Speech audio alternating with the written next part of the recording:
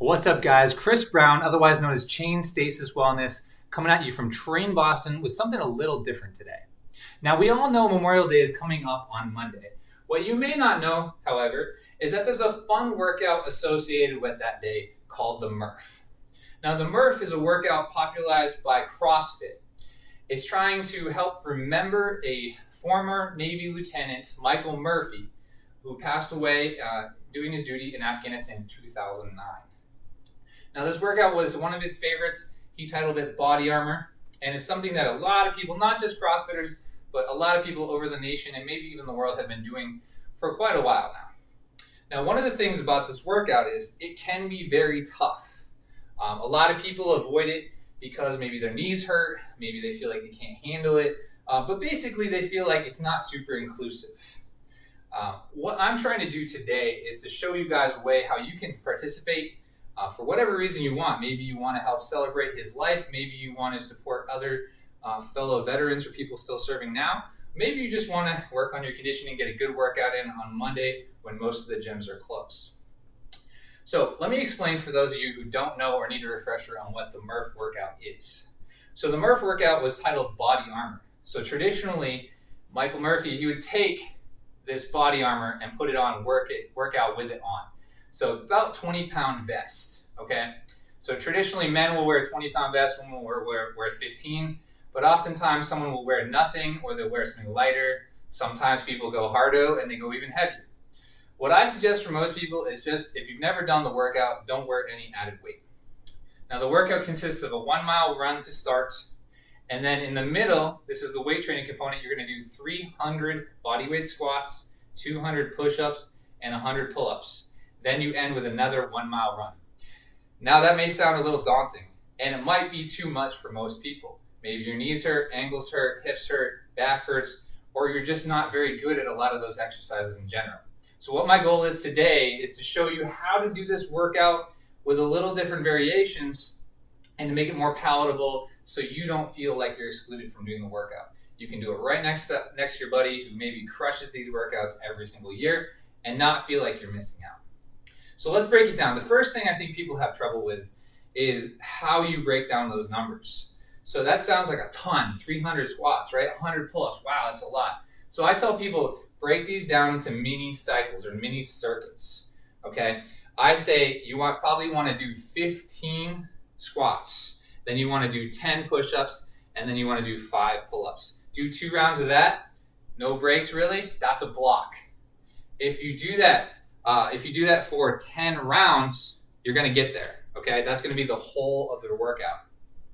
Now, the run is another thing that people get upset about. I can't run, my ankles hurt, my hips hurt. My hip has hurt in the past, and running's not great for me.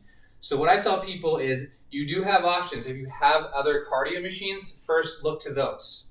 So on a bike, you're going to get approximately 3 miles of biking, or on a rowing erg or a ski erg, if you have those available, it's approximately 2,000 meters on those. If you have those, great, do those instead.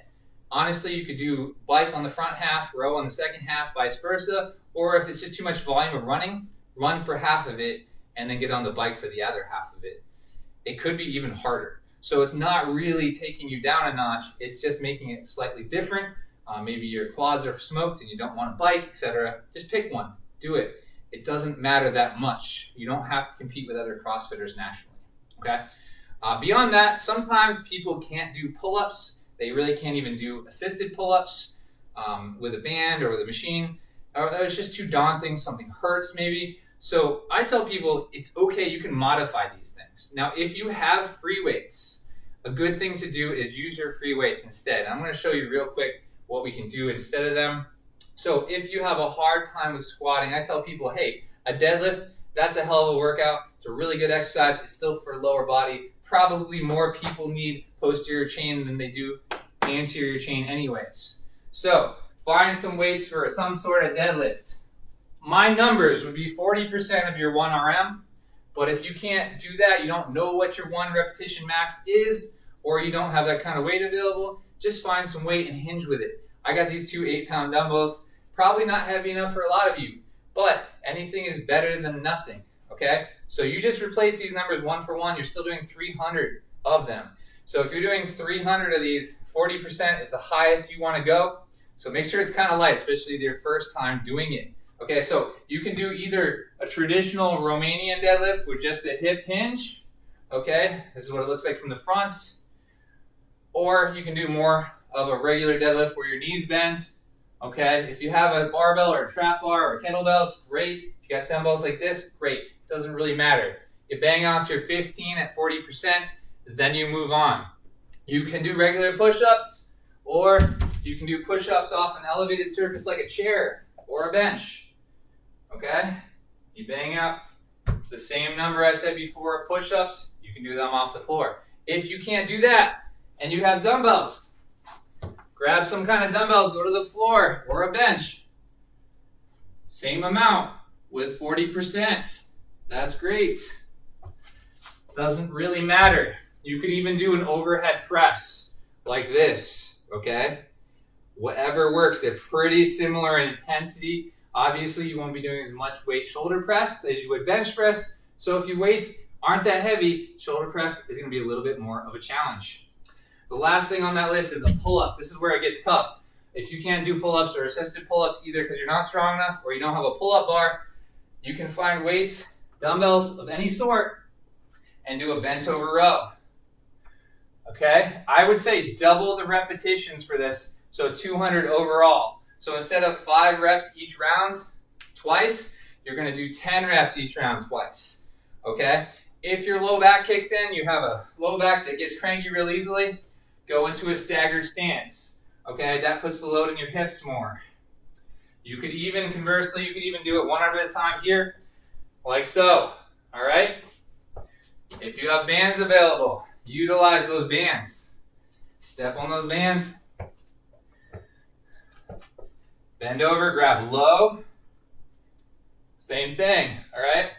On the fronts, same thing, all right? All of a sudden, you've got a heck of a workout there.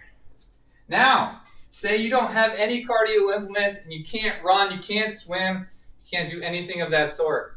Here's an option if you're really limited. Put your hands on a wall, okay? Let's show you from behind first. Step your feet back, feel your core, push the floor and shove into the wall. 5 minutes straight of that is a heck of a workout, even for a well-trained athlete. The faster you go, the harder it gets. But if you can't impact, just keep it steady, keep your core on the whole time. If you want a little more variety, set up a timer, 5 minutes on the minute. They call that EMOM, every minute on the minute. You do 5 different activities. I'm going to give you a showcase of what you can do right now. First activity, run in place. 1 minute. Right when that timer goes off, jumping jacks. 1 minute. Third one, shuffle side to side. You don't even need a lot of space. This gets hard fast. Okay, that one's pretty straightforward. The next one I want you to do, mountain climber. Can be elevated or off the floor. This is number 4. Or, like I showed you before, you can do that off the wall. It's just a little fast, a little faster pace. All right, the last one I want you to do is going to be some kind of squat hop, like this. And if you can't do that, I want you to do some kind of pogo jump. I like to do jump rope. If you have jump rope, great. Otherwise, just pretend. Okay, guys? So you can run through that in a lot of different ways, still participate with your friends, and you can still time it out as long as you guys are doing the exact same thing. Make it into a challenge. All right, guys? Have a great and safe and well Memorial Day. Thanks.